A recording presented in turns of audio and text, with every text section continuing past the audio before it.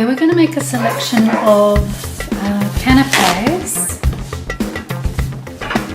What I've made here is some little cream cheese and egg pikelets. They're going to be our base for our hors d'oeuvres. So I've got a combination of things here. I've made some béarnaise sauce, which is a hollandaise with some tarragon in it. This is a harissa mayonnaise. This is from Aldi, of all places. It's like a pork in a jelly with vinegar. We've also got a pork liverwurst, horseradish cream, some blue cheese, Castello.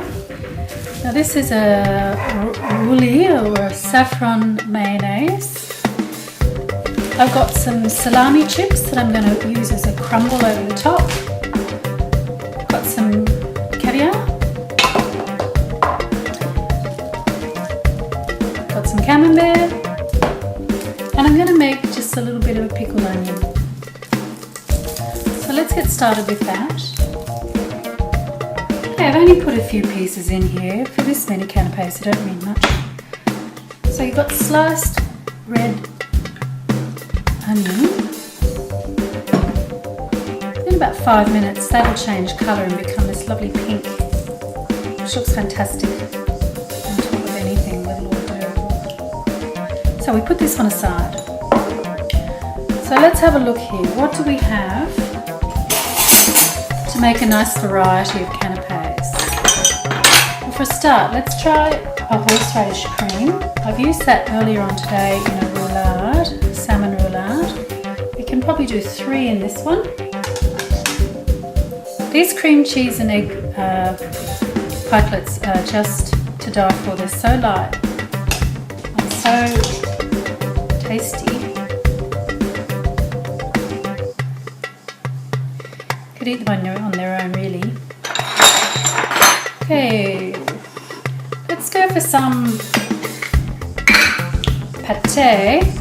Now, I would normally make my own, but this was in the fridge, so let's give it a go. Now, this is the kind of thing that you would have something savoury on it, like the onions or maybe some capers or something like that.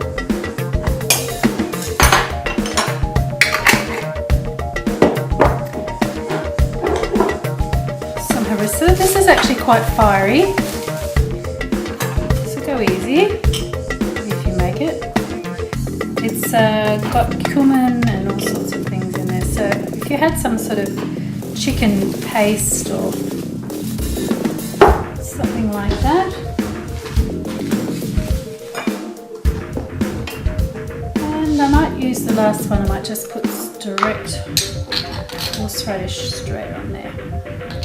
So you want something as the base, then you want something moist so that it goes down nicely. So now we're after something a little bit more substantial. Now, this is quite wonderful. Looks a bit kind of weird and wacky. But this is the jellied, it's like a brawn, which I absolutely love. So we'll put some of that on the cream cheese one. Not particularly attractive, is it?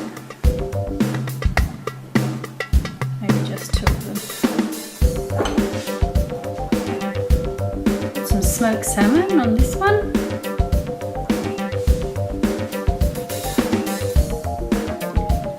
Maybe on the, make sort of a little flowerette with it.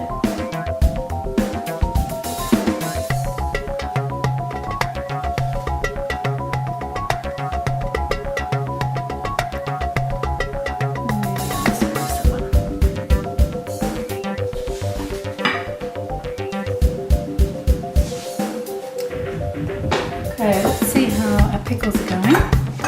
You can see the actual pickling water, which is just vinegar, has started to change colour, and you can see how the red is turning to a sort of a purpley pink, so iridescent. which is gorgeous. Let's go some blue. I'd like something else though before I put the blue cheese on. Maybe some more cream cheese on top of this one because it's just flat. And that's all that hors d'oeuvres need to do, is to look beautiful. Tasty, just to keep people busy while they're waiting for din-dins or for the party to start. Okay, some blue cheese. And the blue cheese will go with pate. I'm sure it'll be delish. Got some brie here.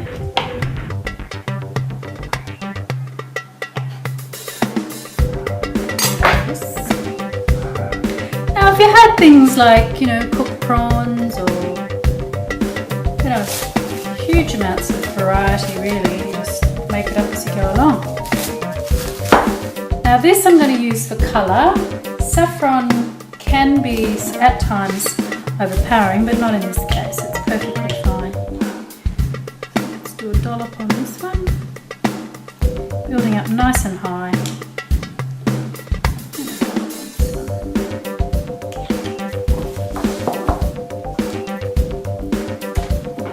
Now the béarnaise sauce. I do have hollandaise sauce too that I can bring out if I need. Once the butter has solidified again, this is a very luscious sauce. Obviously the eggs benny is a well-known one. The béarnaise. One more somewhere, this one's good.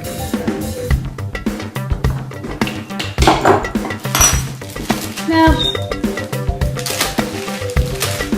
I've made these salami chips, which are done in the oven, and they're absolutely fantastic. These could even double up as the pikelet here. But after I place a few of these on, just to have a little bit of interest, get a little creative if you feel.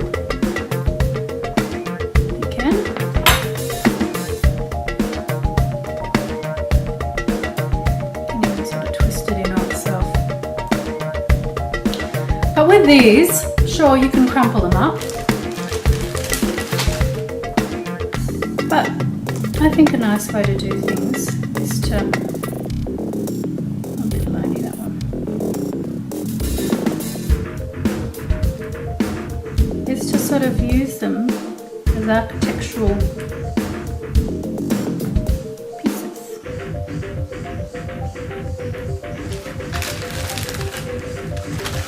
You don't want to go berserk because you want to keep things, mix things up a little bit. Now all that's really missing is garnish. Now garnish I think is essential in any party. Sorry, there's also some chilli here, chilli flakes. I don't know if it's a bit risque.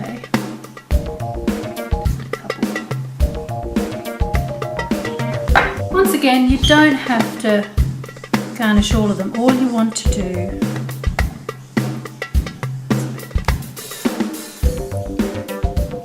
do is add a bit of variety so that they look appetizing. That's the name of the game. Does it mean anything to you? Summer's on its way, so the freaking flies driving me crackers. Chives look great if they're kept sort of semi-whole. Sticking up in the air. There you go. Pepper on the odd one. See, I've gone berserk with that one. That's why it's not coming to the party, so to speak. So I'm going to get the ones I'd done previously out of the fridge and let's plate these up. So here I have the roulades. The recipe's on the thing, on the website, so on the YouTube somewhere. So when it comes to plating up,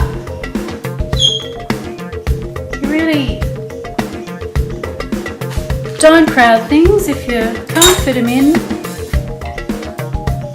don't worry about it. It fell on a plate. Oopsie. It'll go on the next plate, the next one round.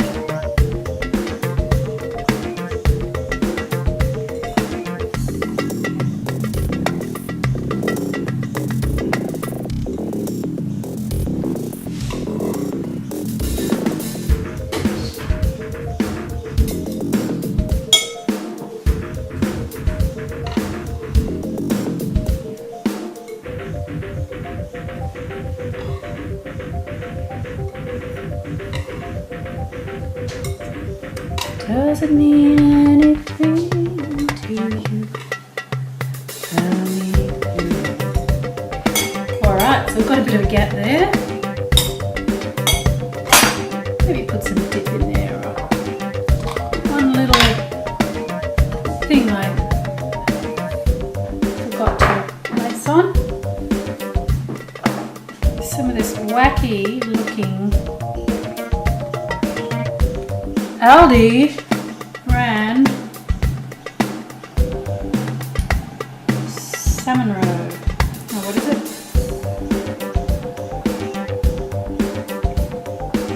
Every second or third one of these. So there you have it. Canapes, hors d'oeuvres, starters. Hope it's to your pleasing. Salut!